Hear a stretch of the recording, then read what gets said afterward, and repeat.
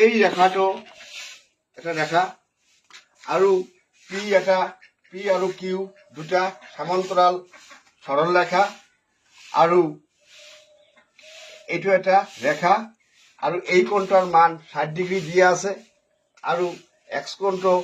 কিমান কিন্তু তাৰ আগতে এটা বস্তু দিয়া আছে এই বাহুটো সমান আমাৰ ইয়াৰ আগতে জানিব লাগিব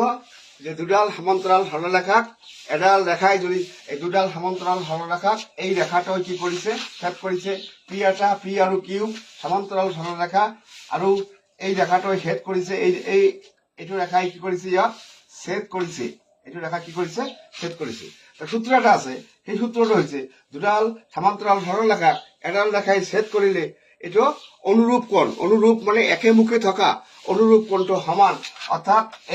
এই কোণটো আৰু এইটো কোণ সমান এইটো কোণ আৰু এইটো কোণ সমান তেনেহলে এই কোণটোৰ মানো আমাৰ 60 ডিগ্ৰী হ'ব এইটো কোণৰ মানো আমাৰ 60 ডিগ্ৰী হ'ব তাহলে এতিয়া আমি ইয়াত এই 60 ডিগ্ৰী আমি ইয়াত 60 ডিগ্ৰী লিখিলো এইটো কোণৰ মান 60 ডিগ্ৰী এতিয়া কথা আহিল যেহেতু এই কোণটো এই বাহুটো আৰু এই বাহুটো সমান যদি এটা ত্ৰিভুজৰ দুটা বাহু সমান হয় তেনে ভূমি সংলগ্ন কোণ দুটা কি হ'ব সমান হ'ব তেনেহলে এই কোণটাও কি হ'ব এই কোণটাও কি হ'ব আমাৰ 68 হ'ব এটা 68 হ'ব 68 হ'ব তাহলে এই কোণটার মান কি হ'ব 68 হ'ব তাহলে প্লাস এটা 68 ডিগ্ৰী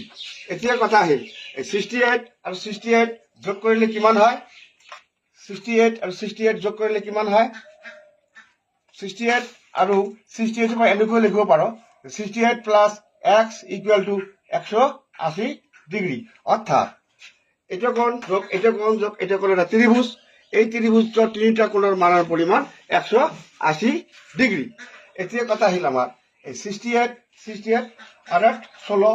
6 হাতে লিখছি 1 6 দোকানে 12 আর 1 13 136 ডিগ্রি 136 ডিগ্রি প্লাস x কোণ x ইকুয়াল টু 180 ডিগ্রি তাহলে ইয়াত কি হ'ব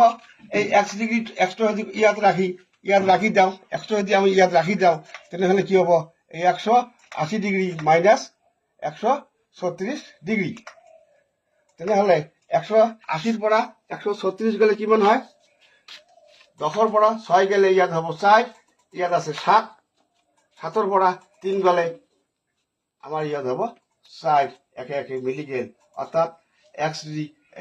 x কোণ সমান এত ডিগ্রি এটা আমার রেজাল্ট অর্থাৎ x ডিগ্রি মান 44 ডিগ্রি আমার 44 ডিগ্রি এই অঙ্কটোৰ মেইন মূলত দুটা বস্তু আছে মনত ৰাখিব লাগিব দুডাল সমান্তৰাল সৰলৰেখাক এডাল ৰেখাই ছেদ কৰিলে অনুৰূপ কোণবোৰ সমান হয় অৰ্থাৎ এই কোণটো কি কোণ হল অনুৰূপ কোণ ইয়াৰ মুখখন একেফালে অনুৰূপ কোণ সমান হয় যেহেতু এটা কোণৰ মান 68 ডিগ্ৰী দেওয়া আছে এটা কোণৰ মান 68 ডিগ্ৰী হ'ব তাৰ ফলে আকৌ এটা বস্তু দিছে এই বাহুটো সমান এটা ত্ৰিভুজৰ দুটা বাহু সমান হলে ভূমি সংলগ্ন কোণ দুটো সমান অর্থাৎ আমরা এটাও করো 160 ডিগ্রি দিলো অর্থাৎ এতিয়া 60 ডিগ্রি আৰু x ডিগ্ৰি যেহেতু এটা গোটাইটো এটা কি হল ত্ৰিভুজ একটা ত্ৰিভুজৰ কোণৰ পৰিমাণ 180 ডিগ্রি হয় অর্থাৎ এই 68 ডিগ্রি যোগ 68 degree plus x degree equal to 180 degree অর্থাৎ x equal to 180 minus 136 equal to 44 degree এটা হ'ব आंसर অর্থাৎ x কোণৰ পৰিমাণ হ'ব 44 ডিগ্ৰি এটাই